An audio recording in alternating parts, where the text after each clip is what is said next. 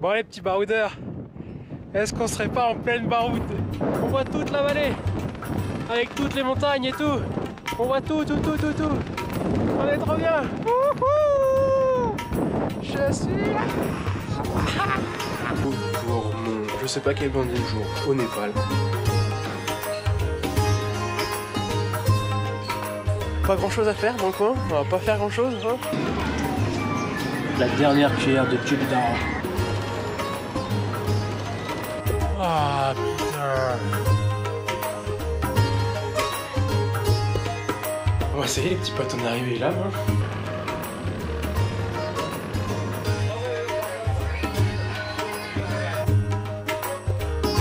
Le 11 octobre 2022, je quittais tout ce que j'avais pour partir seul au Népal. J'étais terrorisé, très loin de me douter de tout ce qui allait m'arriver. La seule chose que je savais, c'est que j'y allais. Et j'en ai pris quelques. Alors suivez-moi dans le carnet du Népal.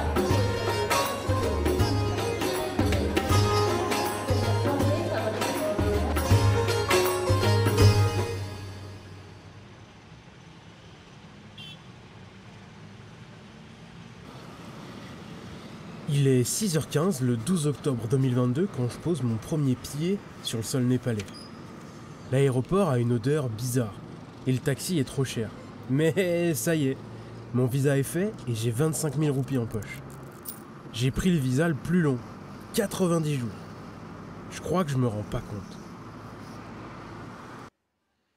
J'arrive très tôt dans mon auberge que je décris comme un taudis à 4 € la nuit.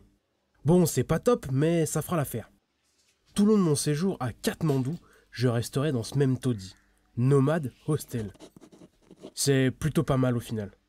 Des belles rencontres et il y a même un sacré rooftop. Attention, la douche est froide. Et des fois, il n'y a même pas d'eau du tout. À la fois explosé du voyage, mais aussi excité d'être arrivé, je pars explorer la capitale du Népal, Katmandou.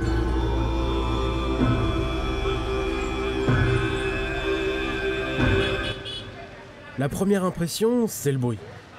Les klaxons, les moteurs, puis le monde. Le monde partout. Beaucoup de monde. Peut-être trop de monde. Trop de désordre. Trop de bruit et d'odeur même. L'encens surtout. Ça prend le nez. Le premier jour, je marquais dans mon carnet où est-ce que j'ai mis les pieds. Le choc est surprenant. Tout est différent. Je suis à plus de 7000 km de chez moi, perdu et incapable de trouver le moindre repère. Puis on s'habitue. On s'émerveille devant les stupas des coins de rue, on commence à goûter le bon thé des échoppes et on apprécie de voir tout ce monde, grouillant un peu partout.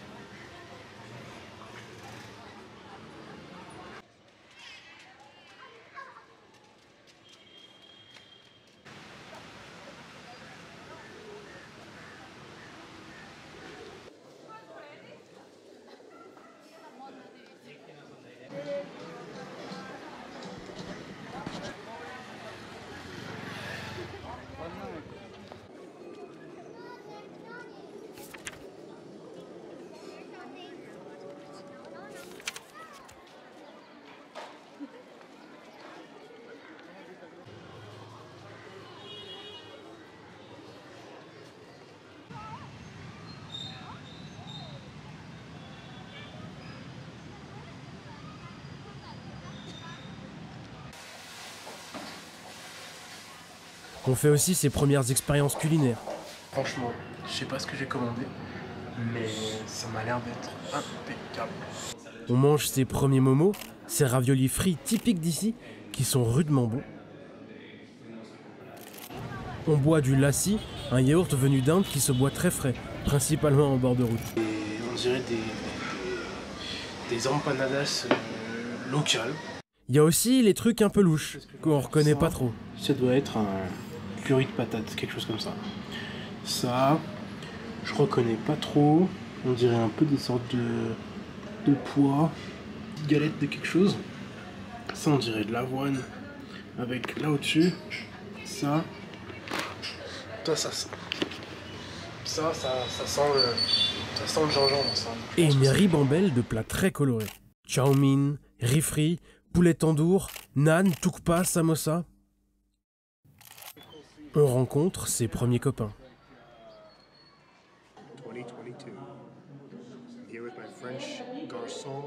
Lui, c'est Massimo. Ça fait quelque temps qu'il est là déjà. C'est avec lui que j'explorerai Katmandou. En premier, Bodhnath, le plus grand stupa du Népal. Les stupas sont des monuments bouddhistes qui renfermeraient des cendres de Bouddha, autour duquel il faut marcher dans le sens des aiguilles d'une montre. Tous dans le même sens, la même direction. C'est magnifique de voir ces drapeaux de prière flotter au vent. Ces yeux peints qui te regardent, ces ornements en or et les chants qui s'échappent des monastères alentours.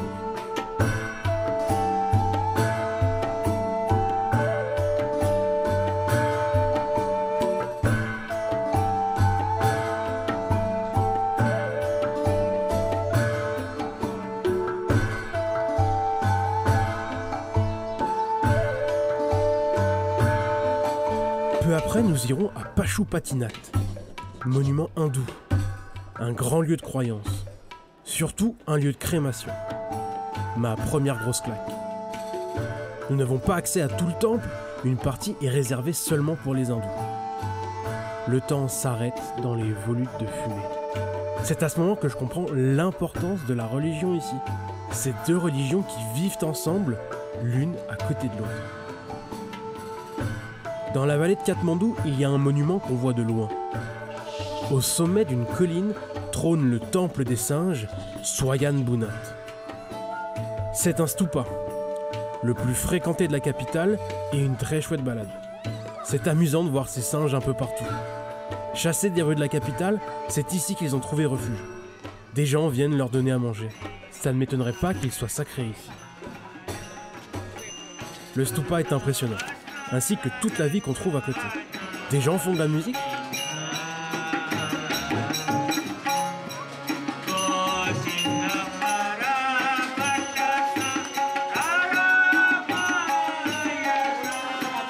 D'autres vendent des offrandes. Les derniers tournent en cercle, tous dans le même sens, la même direction.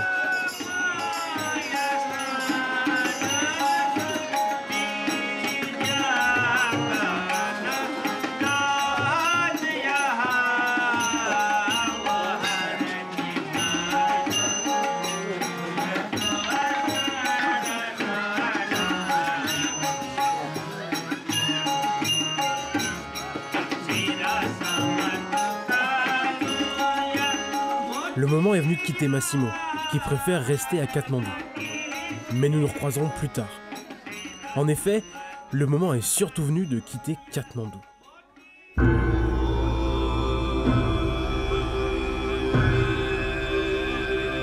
Je suis actuellement encore à Katmandou, ça fait un peu plus d'une semaine que je suis arrivé. Demain, je pars pour Bhaktapur, en bus, normalement. D'après ce que j'ai compris, il y a des bus tous les jours entre 6h du mat et 6h de l'après-midi. Pour prendre le bus vers Bhaktapur, il faut s'éloigner du centre. C'est de Ratnapark qu'ils partent tous. Un premier pas hors des sentiers battus. Là où c'est le bordel, là où ça pue, mais là aussi où tu trouves tout ce qu'il te faut.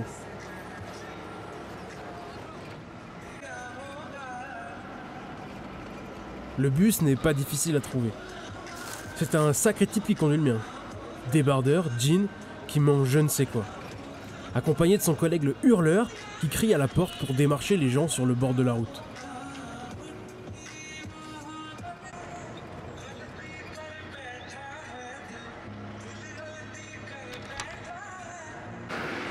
Ok les petits potes, on est arrivé à Bhaktapur en une pièce.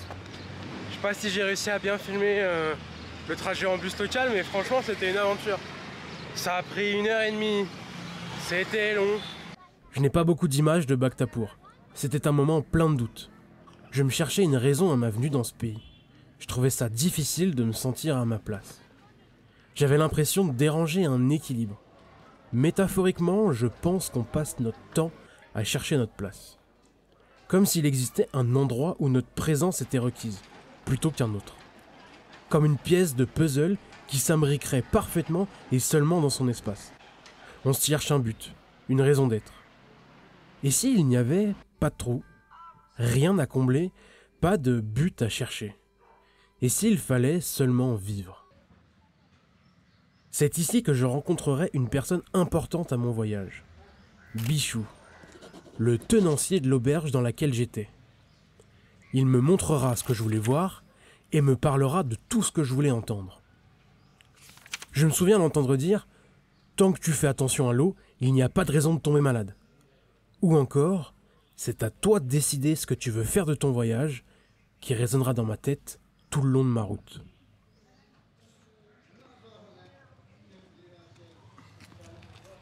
Bhaktapur est une ville tranquille, peuplée de gens bien. Les Newars. Les Newars sont les habitants historiques de la vallée de Katmandou. On reconnaît leur présence aux maisons qu'ils décorent de bois sculptés et aux briques rouges. Je m'y sens mieux qu'à Katmandou.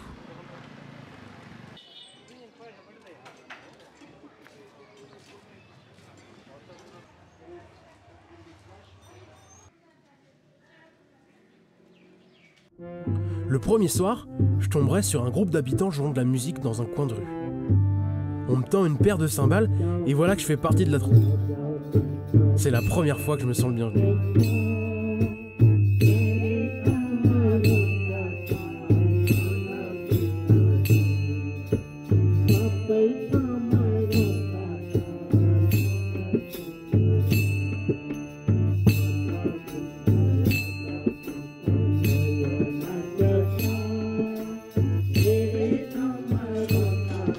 J'aime le dédale des petites rues et ses briques rouges.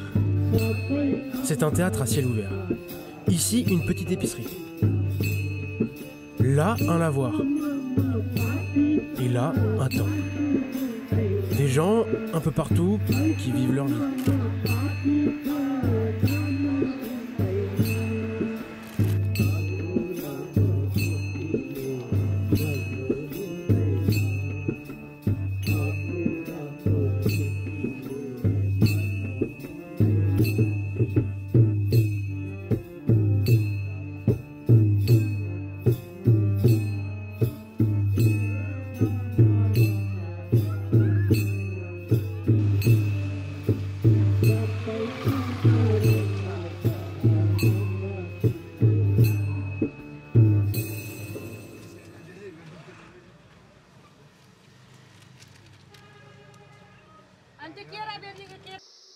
Je sais pas où je vais. Franchement, je suis dans la nature. J'ai rendez-vous avec Massimo, mon pote canadien, à Hotel Country, je sais pas quoi là. J'y marche, mais plus je marche dans la nature comme ça, plus je me dis que qu'il y a un problème quoi. Mais enfin. C'est à Nagarkot que je verrai Massimo pour la dernière fois. Il n'y a pas grand-chose à faire là-bas, à part admirer la vue.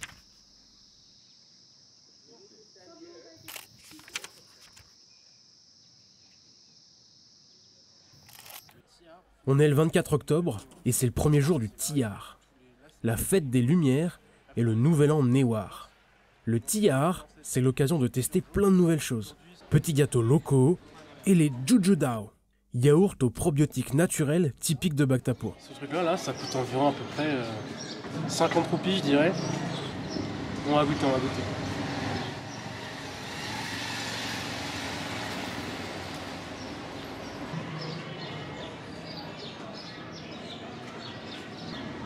C'est franchement pas mauvais. Je pense que petit déj avec des fruits, un truc comme ça, c'est ce qui est le meilleur.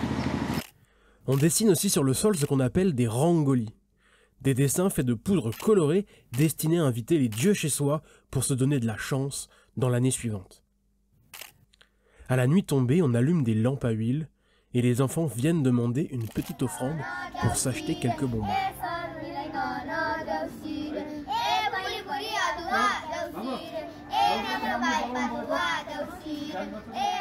Le nouvel an Newar dure une semaine.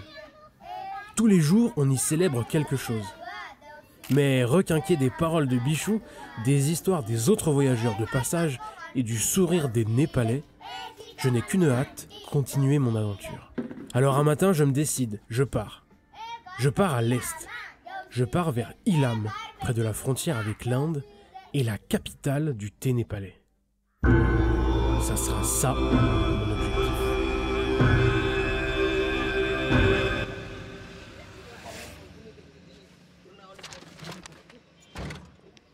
C'est le cœur serré mais plein d'entrain que je quitte Bichou, Léna et l'auberge. Dire au revoir n'est jamais simple, mais je reviendrai, je me le suis promis. Il est 10h quand je me retrouve sur un bout de terre battue le long d'une route bondée. On m'a dit que c'était ici que je trouverais un bus. Je ne trouve pas de bus, ils sont tous remplis, mais je trouve un taxi partagé. Plus rapide, un poil plus convivial, mais plus cher qu'un bus. Je n'ai pas vraiment le choix de toute façon.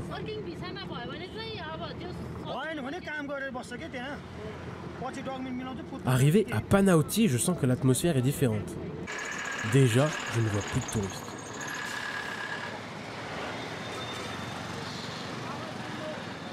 Alors ça y est, on est arrivé à Panaoti les gars. On est arrivé ici. Franchement, pas mal. J'ai une chambre, bon, alors elle est toute simple, hein. Il n'y a pas grand chose, hein. Vous le voyez là. Il y a juste un lit.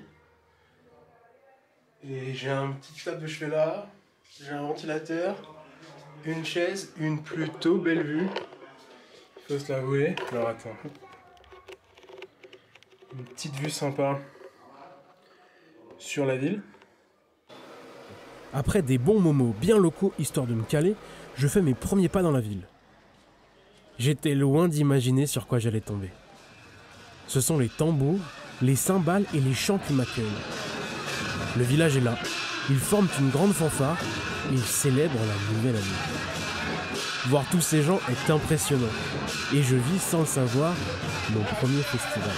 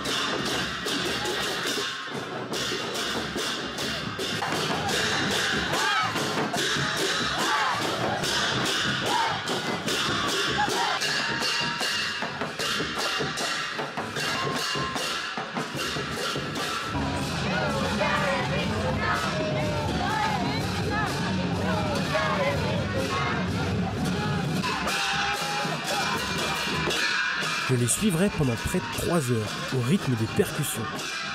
On se regarde, on sourit, on ne se comprend pas, mais on vit le truc tous ensemble. On me donnera même à manger.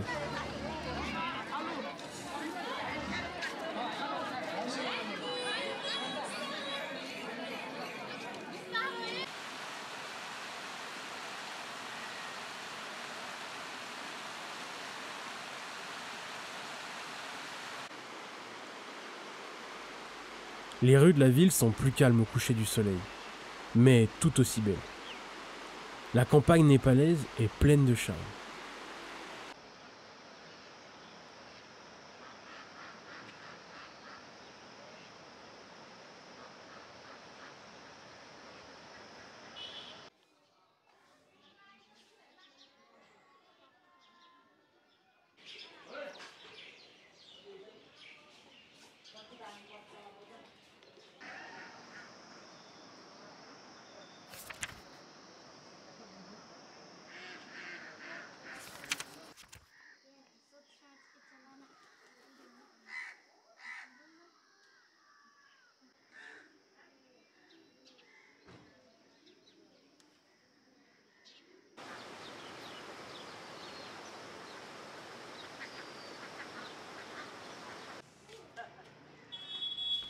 Je me prends d'affection à observer ces gens qui vivent si différemment de moi.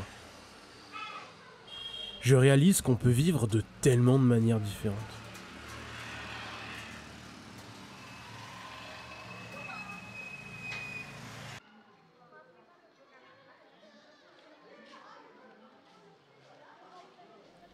Le jour suivant, un homme m'interpelle dans la rue.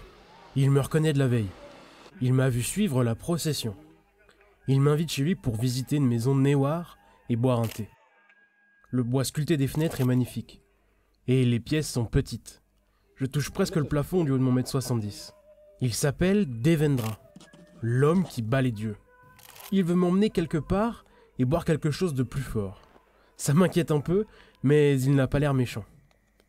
On se retrouvera sur les hauteurs de sa ville à admirer les lumières du Tihar avec une bonne bouteille de vodka himalayenne. Imported 40%. Made in the Himalayas.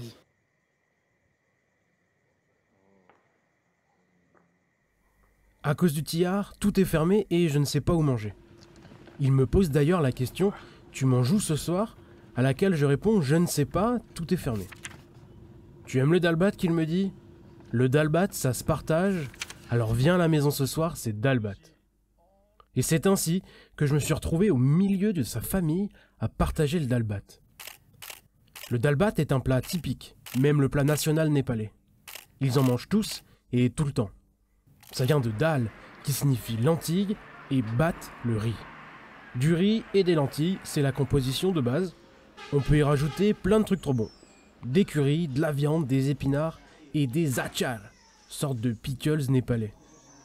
La recette change dans chaque gargote. En tout cas, l'Est m'attend. Ma prochaine étape, c'est Hile, un village niché dans les hauteurs. Ça me fera un bout de chemin en moins. On se retrouve aujourd'hui pour le 18e jour de l'aventure et toujours à Panauti. Au final, je suis resté 3 jours ici. Je pense avoir fait le tour. Aujourd'hui, direction l'Est, comme le plan d'habitude. Aujourd'hui, on s'en va. Les sacs que vous voyez juste là, paf, sont faits. Il ne reste plus qu'à prendre mes clics et mes claques. Aujourd'hui, comme je l'ai dit, on va vers l'Est. Bardias. Bardibas, Bardias, Bardibas, je sais pas.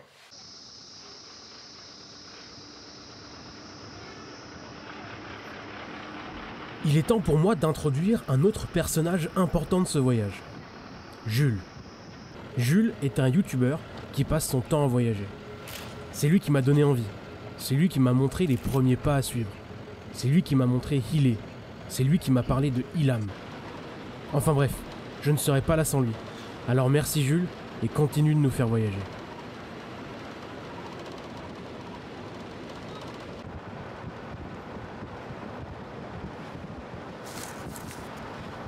La route est longue.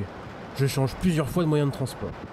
D'abord un bus pour rejoindre Paneba sur la highway, la seule route qui traverse le pays d'est en ouest, puis une Jeep, qui me négociera sur la route un minibus, pour finir ma route jusqu'à Bardibas.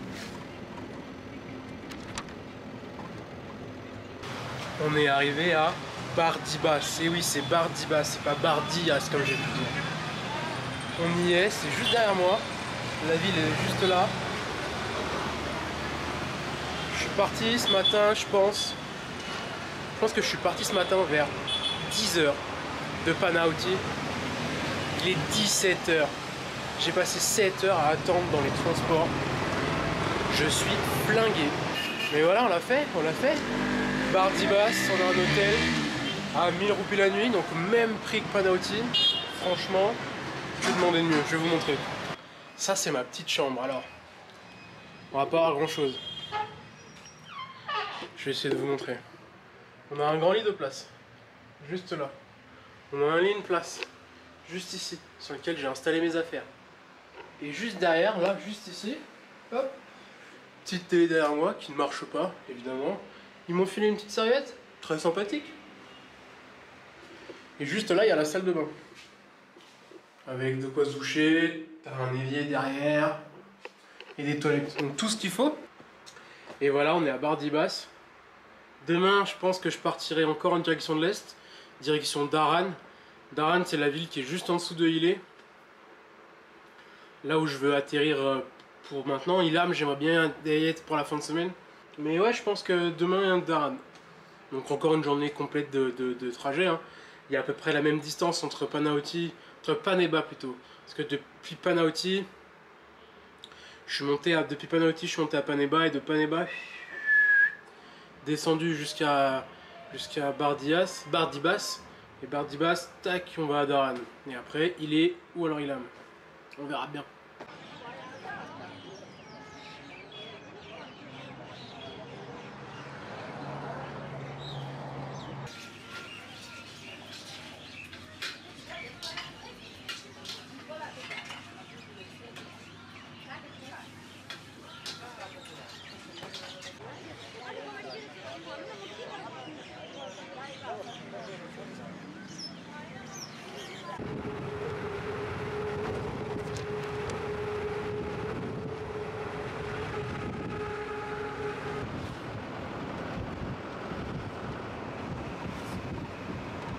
De Bardibas, je reprends un minibus jusqu'à Dharan, où j'aurai le temps de prendre l'un des derniers vannes qui monte jusqu'à Hylé. Il fait presque nuit quand j'arrive.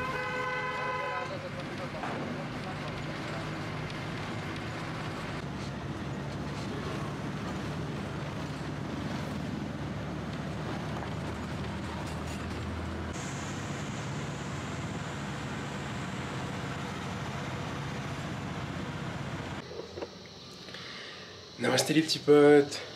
Aujourd'hui, lundi 31 octobre, 20e jour de l'aventure au Népal. On est où aujourd'hui? On est à Hylé. Premier réveil à Hylé, tranquillement, petite grasse mat. Il doit être 10h, un truc comme ça là. 9h42, franchement on est pas mal. Et on a une plutôt belle vue, je vais vous montrer ça.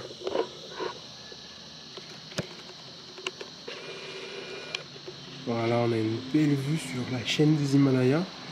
Alors je serais incapable de vous dire quelle montagne est laquelle, hein. Mais en tout cas, on a une belle vue sur la chaîne des Himalayas. La petite vue au réveil, elle fait plaisir. Que vous dire d'autre? On va aller explorer Hylé aujourd'hui. Je sais pas trop quoi faire, j'ai de la lessive à faire. J'ai un peu de lessive à faire. Faut que je trouve. L'hôtel, ils peuvent pas en faire malheureusement.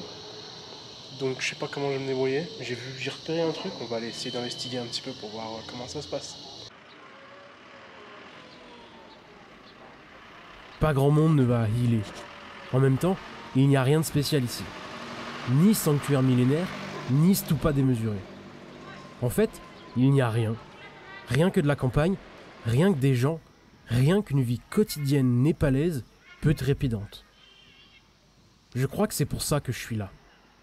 Parce que s'il n'y a rien à faire, c'est peut-être le meilleur moment pour ne rien faire, ne rien planifier et juste vivre. Vivre le Népal au lieu de le visiter.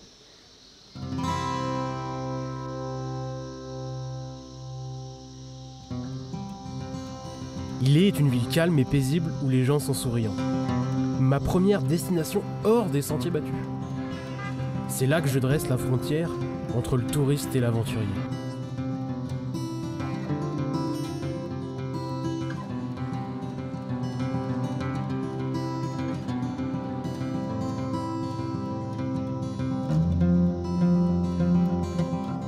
On y trouve même de quoi faire sa lessive. Le village n'est pas grand. Je repère déjà les premières échoppes. Je mange un dal bhat et je commence à comprendre qu'en dehors des grandes villes, je n'aurai pas trop le choix que de manger ça. Une bonne nouvelle parce que c'est excellent. Les gens travaillent dans les champs, les animaux sont au milieu de la route.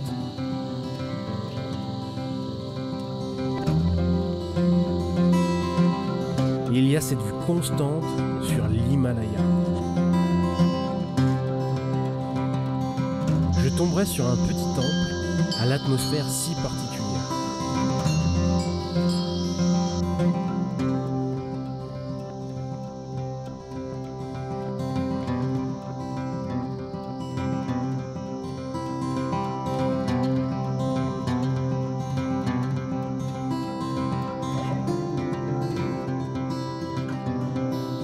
puis un petit cimetière, perdu dans la jungle et dans les nuages.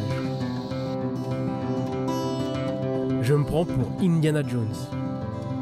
S'il y a un trésor, je le trouverai.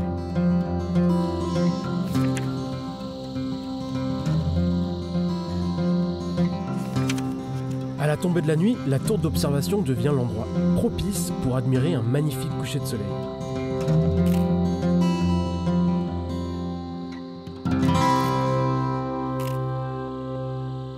Avant de partir, il y a quelque chose que je veux faire à Ilé. On est maintenant le jeudi 3 novembre et c'est jour de marché. Il n'est pas très grand, mais on y trouve de tout. Beaucoup de couleurs surtout.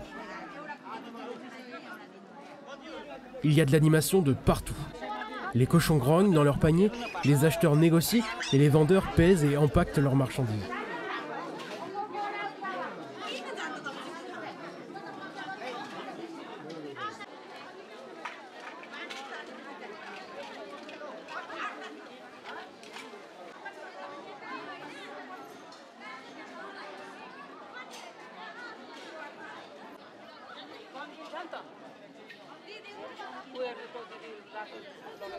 On y fait, même à manger.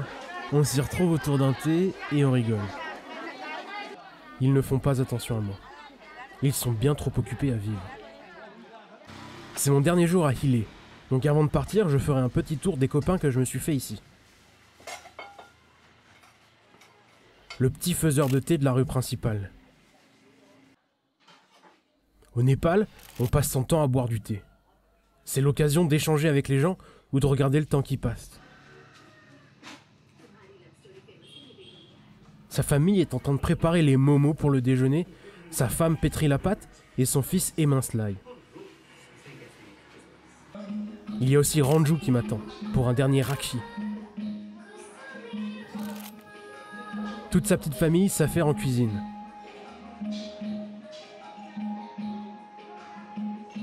Un dernier dalbat sukuti à mon auberge, de la viande de buffle séchée typique du coin, et je pars pour mon prochain village, Basantapur.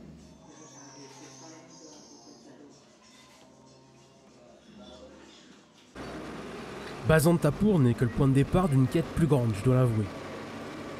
Ce qui m'attend est ce qui m'a motivé à venir au Népal, un lodge niché à 3000 mètres d'altitude. Mais pour l'instant, je suis à Basantapur. Et après avoir pris possession de ma chambre la plus chère et la plus confortable de ce périple, je pars explorer le village. Et ben on est arrivé à Basantapur. Après une heure de bus un peu compliqué, on est enfin arrivé, on est un peu plus haut qu'Ailé. Donc on est 300 mètres plus haut, il fait un peu plus frais. Je vais pas rester extrêmement longtemps, beaucoup moins longtemps qu'Ailé, surtout si je paye le double de ce que je payais à Ailé. Ici c'est l'hôtel Yak. Et je paye quelque chose comme, je crois que je paye 2000 roupies, donc à peu près 15 balles la nuit. Enfin, c'est sûrement la meilleure chambre que j'ai eue depuis que je suis au Népal. Mais bon, 2000 quoi. Donc j'y resterai maximum 2 nuits, je pense. Je pense reprendre une nuit demain pour demain soir.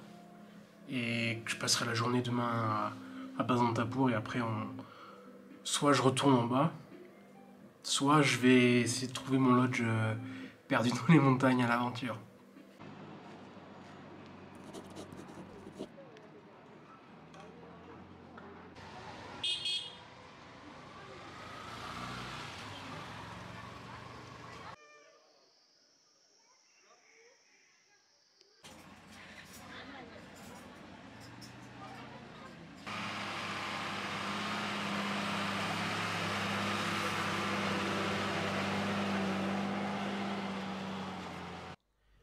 Il y a un parc en contrebas aménagé qui offre une sacrée vue sur la vallée.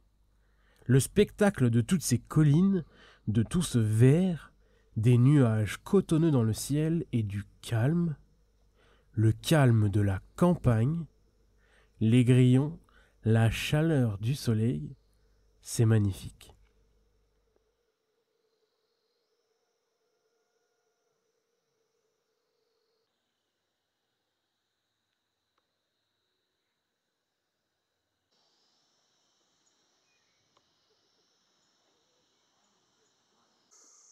Puis je me décide de grimper dans les hauteurs de Basantapur, vers le RR Garden.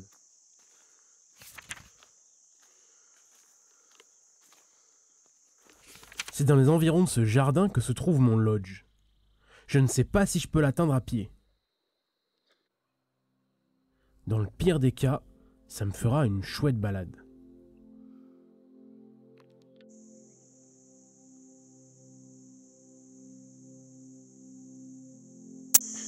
On est arrivé jusqu'au RR Garden. Je pense qu'il est encore plus beau au printemps, quand les rhododendrons sont en fleurs. Là, il n'y a pas de rhododendrons, il n'y a que des cailloux.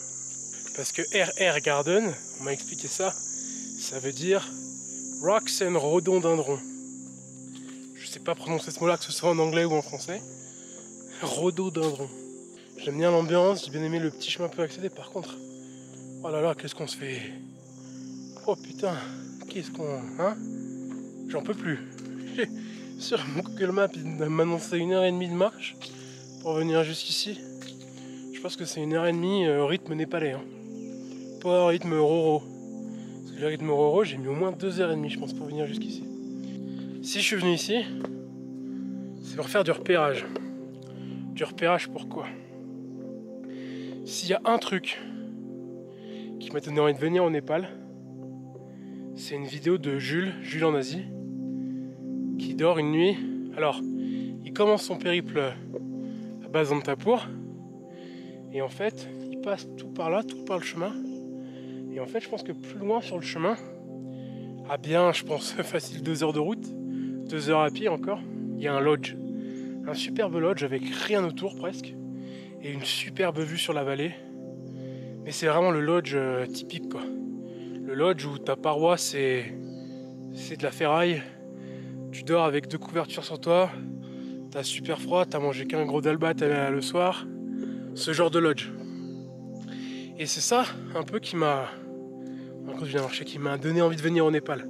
C'est un peu ce lodge là qui m'a fait dire putain c'est ça l'aventure, c'est ça que je veux vivre.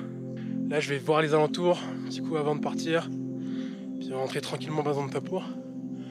Parce que si je tarde trop, bah, il va faire nuit. Et bon, qu'il fasse nuit c'est pas si grave. Ce qui est plus grave c'est que tout va être fermé à Basantapur. Et je vais plus pouvoir manger. Et je pense que quand je vais revenir, je vais avoir une de ces dalles. Une dalle, je vous explique même pas. Bon allez, j'arrive à la fin du RR Garden. Il y a une grille. Un truc qui monte derrière. On verra bien.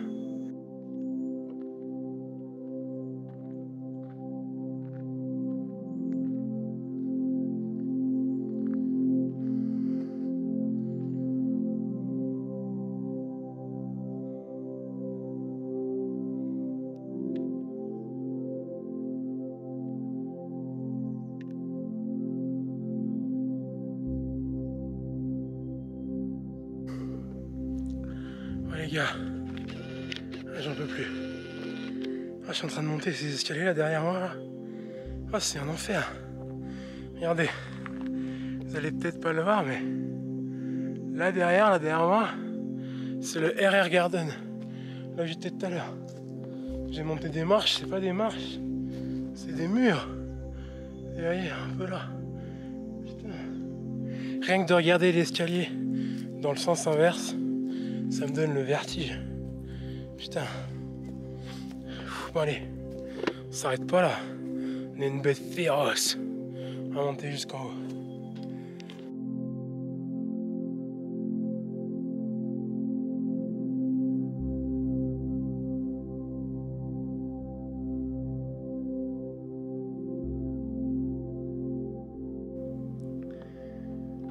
Ah putain. Qu'est-ce qu'on est bien au soleil. Avec le Shiva Mandir. Je sais pas si vous le voyez là, juste derrière moi.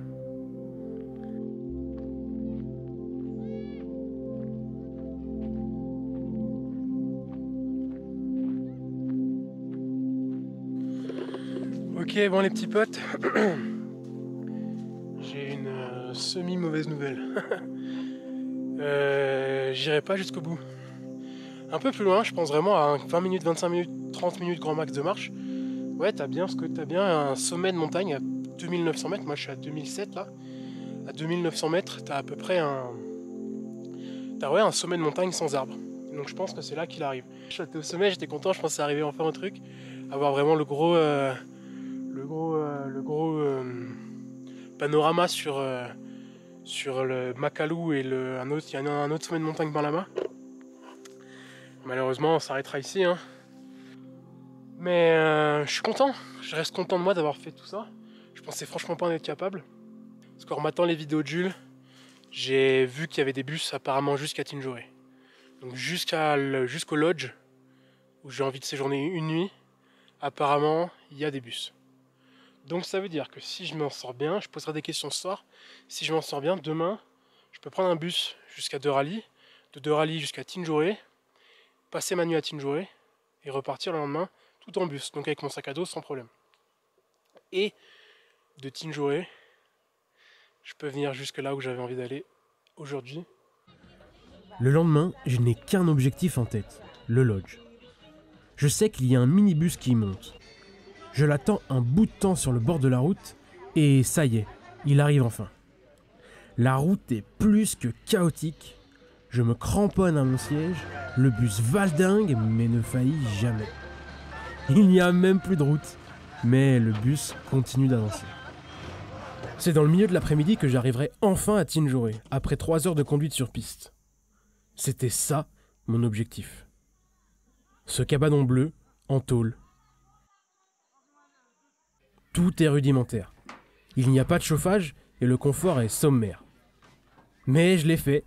Je suis arrivé au bout de la route, perdu à 3000 mètres. Un lodge est un hébergement simple pour les gens de passage. On n'y reste pas, on y passe la nuit avant de continuer sa route le lendemain. Il y en a plein dans tout le Népal. Les Népalais sont des grands marcheurs. Certains villages ne sont même pas reliés à la route, alors pour les rejoindre, il faut marcher et dormir dans des lodges. Il y a un petit drap de merde. Là, il y a un semblant de coussin. Un petit peu de mousse et une planche. Ce lodge-là a une vue imprenable sur le Makalu et le Kanchenjunga, respectivement 5e et 3e plus haut sommet du monde. Je prendrai le temps d'aller voir ce panorama que j'ai manqué hier. Le spectacle est saisissant. Je ne me suis jamais senti aussi bien. Je crois que je commence à tomber amoureux de ce pays et de ses gens.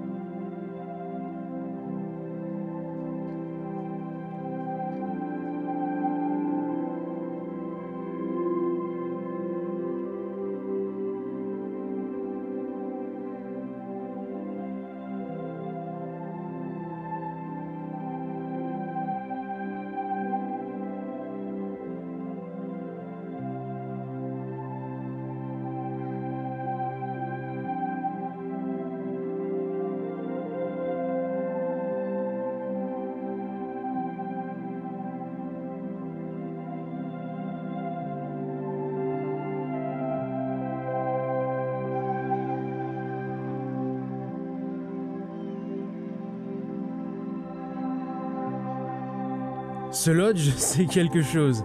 Migma, un ancien Sherpa, vit ici avec sa femme et sa fille.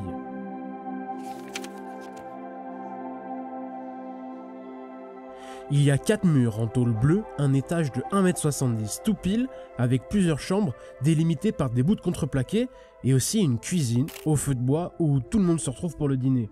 Et du rakshi, alcool népalais à ne plus savoir qu'en faire. Celui-ci est très bon d'ailleurs. La soirée commence, musique à fond, on commence à enflammer la piste et le rakshi coule à flot. Je me souviendrai longtemps de ces pas de danse complètement ronds au bout du monde.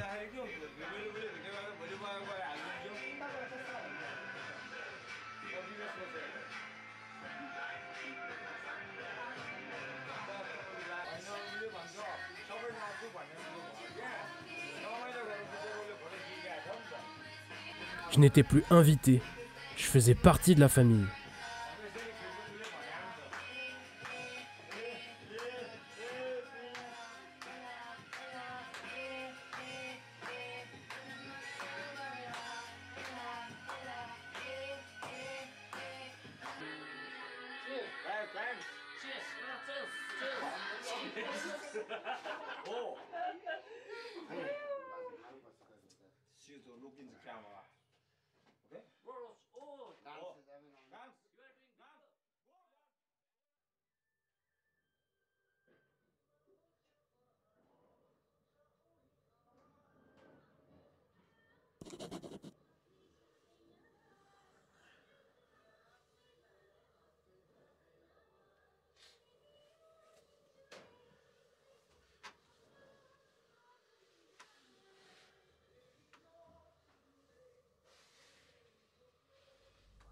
Petite gueule de bois au réveil. Ça me donnera une excuse pour ne rien faire.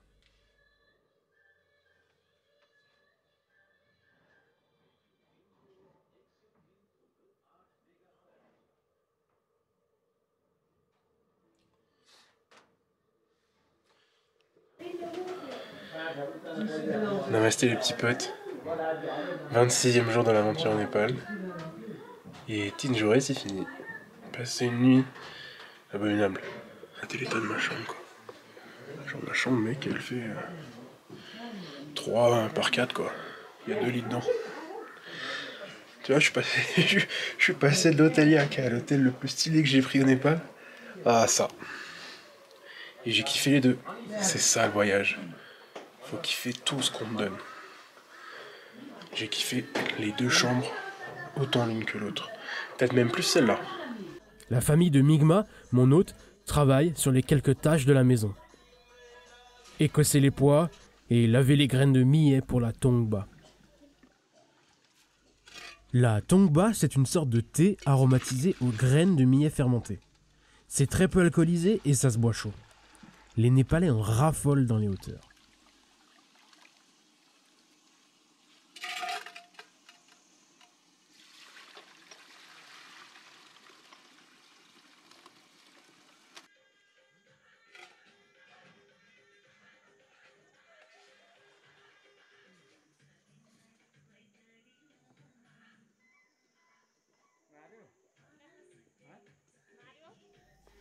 Le bus qui me redescend à Basantapur ne va pas tarder à arriver, et je n'aurai pas le temps de dire au revoir à tout le monde. Mais je suis toujours un peu là-bas, dans la parenthèse enchantée de Tinjouré.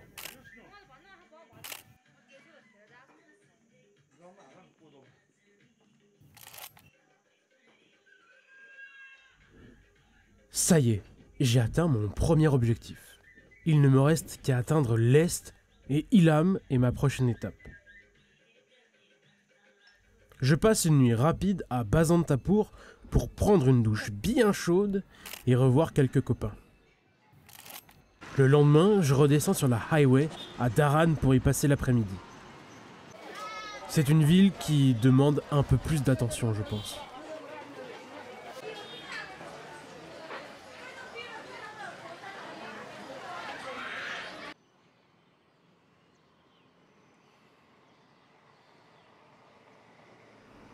« 8 novembre, jour 28 de mon aventure, je suis en direction d'Ilam. J'atteins enfin l'est du Népal.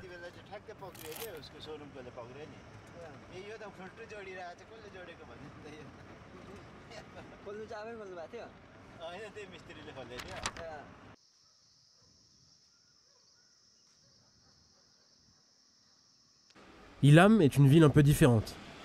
Elle est plus touristique déjà, et les hôtels y sont plus chers. J'y rencontrerai Nikhil. Il est originaire d'ici mais fait ses études à Katmandou. Il est ici pour les vacances.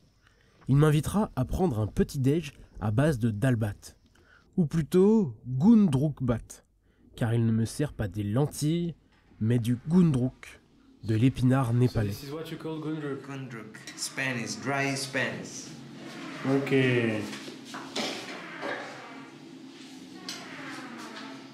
Little bit of potato, Aloo. aloo. I know some Nepali And words. this is exclusive, but exactly I don't know what it's called in English, okay? Yeah? You No can taste problem. it. Thank you.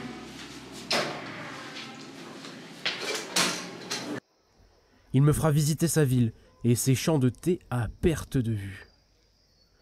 C'est très calme quand on s'éloigne du centre.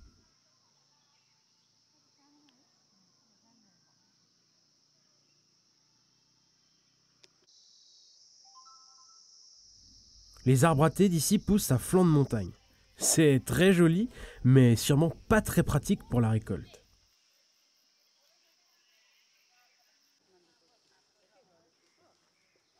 Ilam se situe à 1600 mètres d'altitude.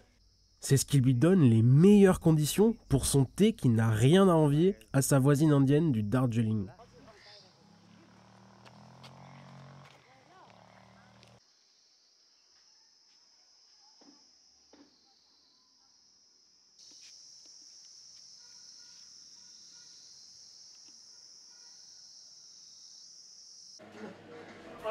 On boira du thé ensemble et on mangera des gulab jamun. Pâtisserie indienne très sucrée, mais tellement bonne.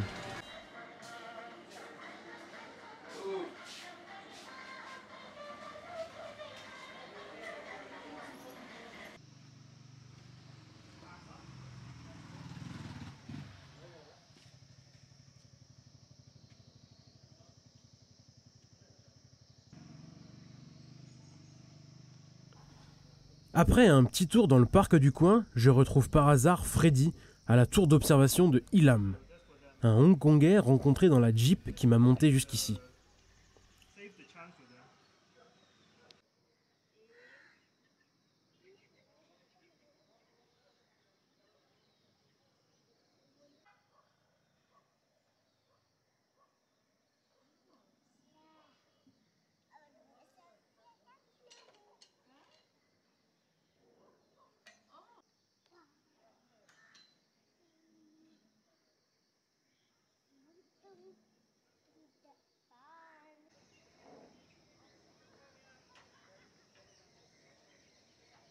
On profitera du coucher de soleil avant de retrouver Nikhil qui nous proposera un repas plein de spécialités.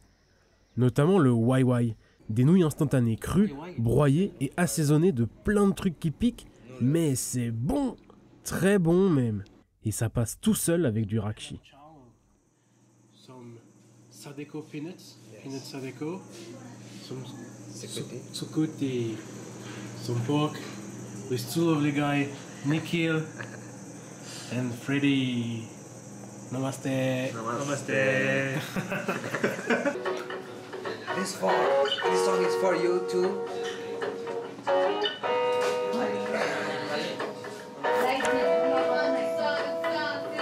Well, you turned me in the bed, I felt it. I tried to put you, but you're so hot that I'm melting. I feel right to the ground. I'm trying to get back before the cool down. I'm keeping in my besties, and nothing gonna stop me. Divine invention, already to get my jam. Two winds down, there's down, but I won't hesitate no more, no more. I cannot wait. I'm yours.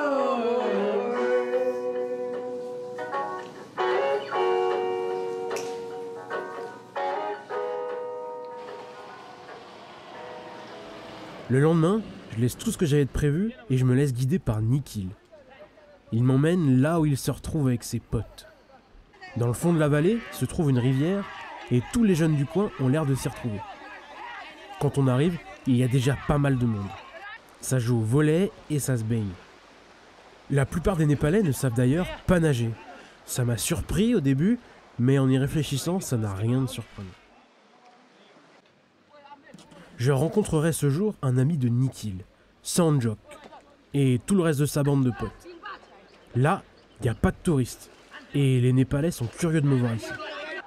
Alors ensemble, on s'amuse, on plonge, et j'essaye tant bien que mal de leur apprendre à nager.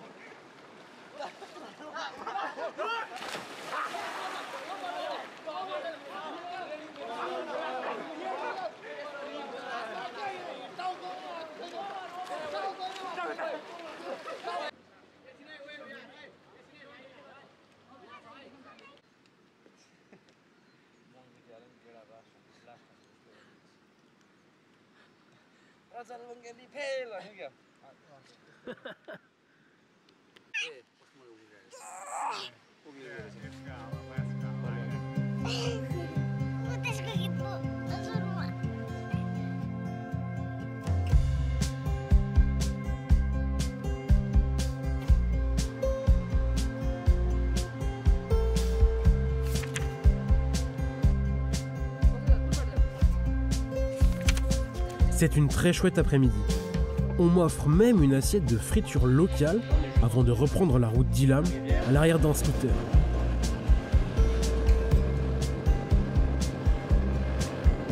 Je n'ai pas de casque, mais je ne crois pas qu'ils en portent ici.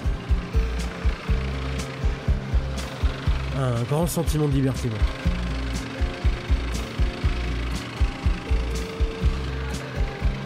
Un grand moment d'amitié aussi.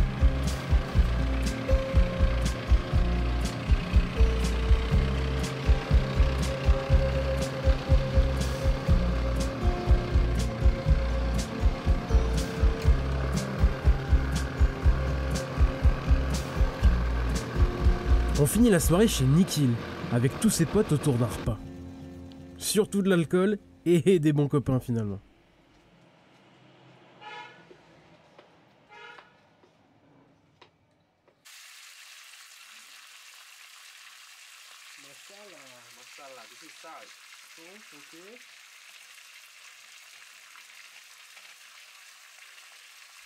Je fais partie de la bande maintenant. J'ai ma bande à Ilam. We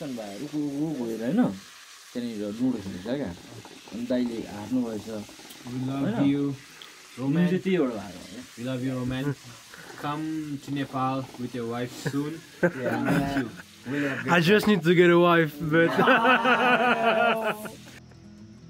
Je retrouverai Nikhil le lendemain. On descendra dans la jungle avant de monter avec Sanjok au Mai Pokhari, un lac sur les hauteurs de Ilam. Malheureusement, il fait nuit, mais l'ambiance est top au milieu de tous ces Népalais.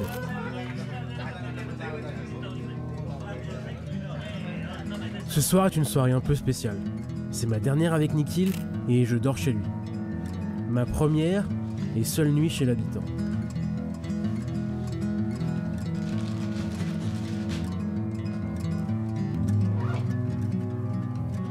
Il me convainc d'aller vers l'ouest maintenant, pour rejoindre le Népal sauvage.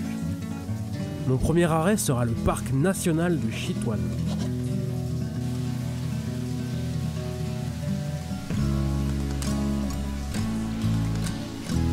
C'est quand même le cœur lourd que je quitte Ilam. Mais je pense qu'un jour je reviendrai. Mes copains m'attendent.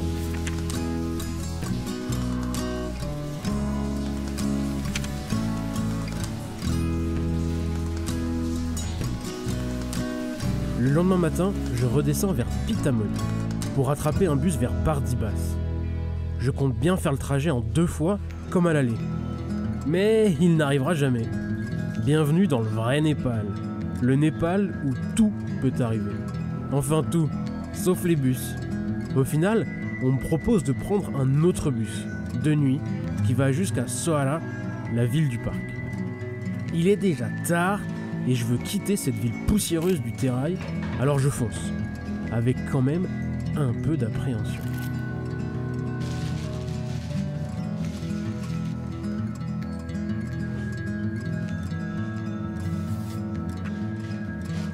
Ça y est, déjà 33 jours que je suis là, perdu au bout du monde. Les débuts n'étaient pas simples, mais je l'ai fait, et je n'en suis pas peu fier. Je me sens bien maintenant, j'ai presque apprivoisé le Népal.